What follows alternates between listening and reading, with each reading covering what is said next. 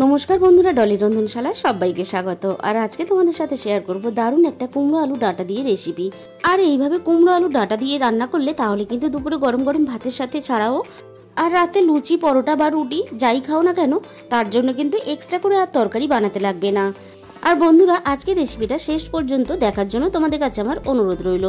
এখানে আমি 500 গ্রাম পরিমাণ কুমড়ো নিয়েছি। কুমড়োর মাঝের অংশটা আমি পরিষ্কার করে নিলাম।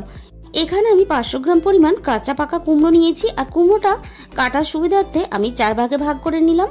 এবারে আমি কুমড়োটাকে অল্প অল্প করে খোসা ছাড়িয়ে নেব। যেহেতু হলুদ হয়ে গেছে কুমড়োর খোসাগুলো, তাই কিন্তু আমি অল্প অল্প করে খোসা ছাড়িয়ে নিলাম। আর কুমড়োর খোসা এরকম একটু হলুদ হয়ে গেলে খোসা সমেত রান্না করলে কিন্তু খেতে ভালো লাগবে না।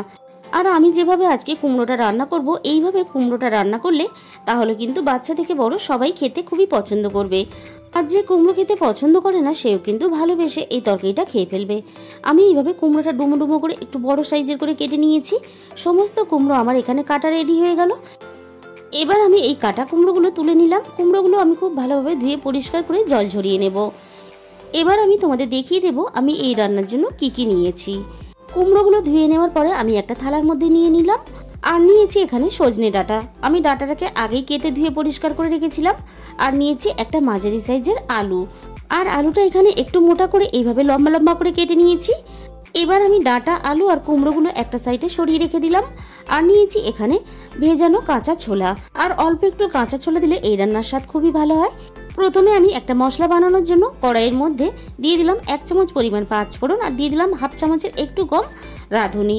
এবার আমি গ্যাসের আঁচটা একেবারে কমিয়ে দিয়ে রাঁধুনি আর পাঁচফোড়নটাকে খুব ভালোভাবে একসাথে আমি এখানে ভেজে নিলাম।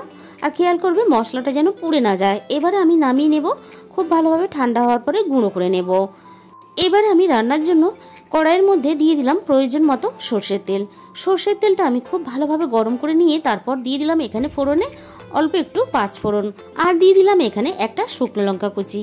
আর আমি এখানে দিয়ে দিলাম 2টো তেজপাতা কুচি। আর সব শেষে দিয়ে দেব অল্প একটু হিং। আর হিংটা দেওয়ার সাথে সাথেই আমি এখানে কেটে রাখা আলুগুলো দিয়ে দিলাম। এই রান্নাটা আমি সমস্ত সবজি একসাথেই ভেজে রান্নাটা করব। আলুটা আমি খুব ভালোভাবে নাড়াচাড়া করে ভেজে নেব। আর এই রান্নাতে অল্প একটু হিং দিলে তাহলে কিন্তু কুমড়োর তরকারির স্বাদটা সম্পূর্ণ বদলে যায়।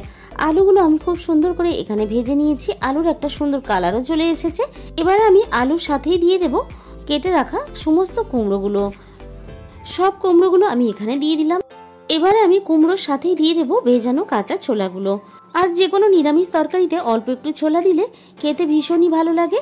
আলু, কুমড়ো আর ছোলা একসাথে আমি খুব ভালোভাবে ভেজে নেব। আর সবজির সাথে ছোলাটাকে ভেজে নিলে তাহলে ছোলাটা সুন্দরভাবে খুব তাড়াতাড়ি সিদ্ধ হয়ে যাবে। আর তোমরা যদি চাও তাহলে ছোলাটা আলাদাভাবে সিদ্ধ করেও তরকারিতে দিতে পারো। সব কিছু খুব ভালোভাবে একসাথে নাড়াচাড়া করে ভেজে নিয়ে এখানে আমি দিয়ে দিলাম প্রয়োজন মতো আদা বাটা। আর দিয়ে দিলাম এখানে একটা ছোট টমেটো কুচি। আর দিয়ে দেবো এখানে 2টো চেরা কাঁচা লঙ্কা। আর দিয়ে দিলাম এখানে স্বাদ মতো লবণ। এবার আমি লবণ দিয়ে সবকিছু আবারও একসাথে ভেজে নেব। আর লবণ দিয়ে ভাজার জন্য সবজিগুলো বেশ নরম হয়ে আসবে। আর টমেটোটাও তার সাথে নরম হয়ে যাবে। আর ছোলার ভিতর পর্যন্ত কিন্তু লবণটা চলে যাবে। আর আদার কাঁচা গন্ধটা চলে যাওয়া পর্যন্ত আমি খুব ভালোভাবে নাড়াচাড়া করে এখানে সবকিছু একসাথে ভেজে নিলাম। এবারে আমি এখানে দিয়ে দিলাম কেটে রাখা ডাঁটাগুলো।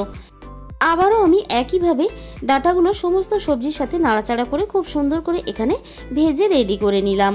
এরপর আমি এখানে দিয়ে দিলাম সামান্য পরিমাণ জল, যাতে না মশলাটা পুড়ে যায়। এরপর আমি এখানে দিয়ে দেব হাফ চামচ পরিমাণ হলুদ গুঁড়ো। আর দিয়ে দিলাম এখানে হাফ চামচেরও কম ঝাল লঙ্কার গুঁড়ো। আর দিয়ে দিলাম এখানে 1 চামচ পরিমাণ ধনে গুঁড়ো। আর দিয়ে দিলাম এখানে 1 চামচ পরিমাণ ভাজা জিরে গুঁড়ো। এবার সমস্ত মশলা আমি সবজির সাথে খুব ভালোভাবে কষিয়ে নেব। আর নিরামিষ যে কোনো তরকারি সবজির সাথে মশলাটা কিন্তু খুব ভালোভাবে কষিয়ে নিতে হবে, তবেই কিন্তু রান্নার স্বাদটা খুব ভালো আসবে। আর যেহেতু নিরামিষ কুমড়োর তরকারি, তাই স্বাদের ব্যালেন্সের জন্য আমি এখানে স্বাদ মতো চিনি দিয়ে দিলাম। আবারও আমি এখানে একসাথে নাড়াচাড়া করে চিনিটাকে সবজির সাথে খুব ভালোভাবে মিশিয়ে নিলাম। এরপরে আমি এখানে প্রয়োজন মতো জল দিয়ে দিলাম। তোমরা যতটা গ্রেভি রাখবে সেই হিসাব করে কিন্তু এখানে জলটা ব্যবহার করবে। এবার আমি সবকিছু খুব ভালোভাবে একসাথে নাড়াচাড়া করে মিশিয়ে দিয়ে সবকিছু খুব ভালোভাবে সুসিদ্ধ হওয়ার জন্য আমি এখানে কিছুক্ষণের জন্য ঢাকা দিয়ে দিলাম।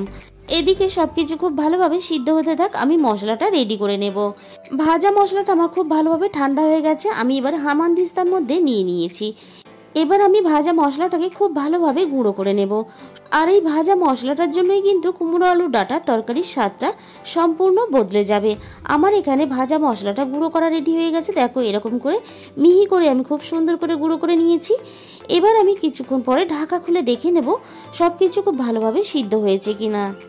তাহলে বন্ধুরা, রেসিপিটা শেষ পর্যন্ত দেখার পরে তোমাদের যদি ভালো লেগে থাকে অবশ্যই ভিডিওতে একটা লাইক করো, প্রচুর প্রচুর শেয়ার করো। আর যে সমস্ত নতুন বন্ধুরা এখনও পর্যন্ত আমার চ্যানেলটাকে সাবস্ক্রাইব করোনি, আমার চ্যানেলটাকে অবশ্যই সাবস্ক্রাইব করে পাশে থাকা বেল আইকনটা অল করে দিও, যাতে আমি কোনো নতুন রেসিপি আপলোড করলে সবার আগে তোমার কাছে পৌঁছায়। সব কিছু খুব ভালোভাবে সিদ্ধ হয়ে গেছে। এখানে লবণের পরিমাণটা একটু কম মনে হয়েছে, তাই আমি এখানে আরও একটু লবণ দিয়ে দিলাম। এবার আমি এখানে ভাজা মশলাটা দিয়ে দিলাম। আর এই রান্নাতে কিন্তু গরম মশলা ব্যবহার করবে না, তাহলে ভাজা মশলার যে নিজস্ব সাদার গন্ধটা সেটা নষ্ট হয়ে যাবে। আর এই ভাজা মশলা দিয়ে একদিন হলেও তোমরা এই কুমড়ো আলুর রেসিপিটা বানিয়ে খেয়ে দেখো, তোমাদের ভালো লাগবেই। এবার আমি এখানে সব শেষে অল্প একটু পাতিলেবুর রস দিয়ে দিলাম। আর এই তরকারিতে খুব বেশি পাতিলেবুর রস দেবে না, তাহলে কিন্তু তরকারিটা খেতে ভালো লাগবে না। স্বাদের ব্যালেন্স করে এখানে লেবুর রসটা ব্যবহার করবে। আর অল্প একটু পাতিলেবুর রস আর ভাজা মশলাটা দেওয়ার জন্য এই কুমড়োর তরকারির স্বাদটা কিন্তু দ্বিগুণ হয়ে যায়। আর তৈরি হয়ে গেল গরম গরম দারুণ স্বাদের কুমড়ো আলু ডাঁটার রেসিপি। তাহলে বন্ধুরা, আজকের ভিডিওটা এই পর্যন্ত। দেখা হবে অন্য কোনো নতুন রেসিপির সাথে। আর তোমাদের মূল্যবান সময় দিয়ে সম্পূর্ণ রেসিপিটা দেখার জন্য তোমাদের সবাইকে অসংখ্য ধন্যবাদ।